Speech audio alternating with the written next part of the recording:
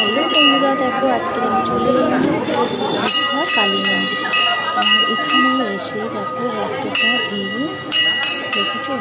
আর আজকে যেহেতু ছিল বছরের আজকে মাসের জ্যৈষ্ঠ মাসের প্রথম তারিখ, আর এটা হচ্ছে অমাবস্যা। আজকে এই অমাবস্যায় ফলদান করলে মাকে খুশি হন, আর যে যা মনস্কামনা করেন মা তাদের মনস্কামনা পূরণ করে।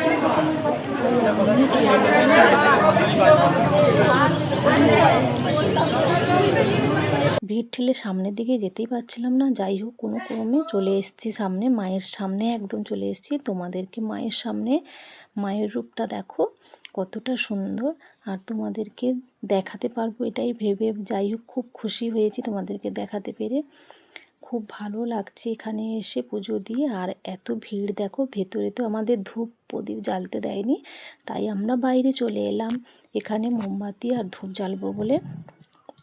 আর আজকের গরমটাও প্রচুর পড়েছিল, রোদও প্রচুর।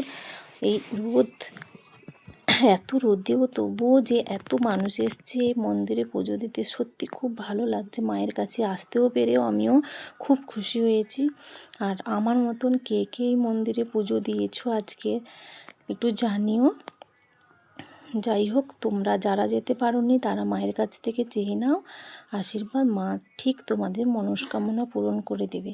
আর এখানে দেখো মন্দিরটা কতটা বড় দেখেছো, আর খুব সুন্দর। আমি এই রোদের জন্য পুরোটা ঘুরিয়ে দেখাতে পারিনি। যাই হোক, যতটা পেরেছি দেখিয়েছি। কেমন লাগলো জানি।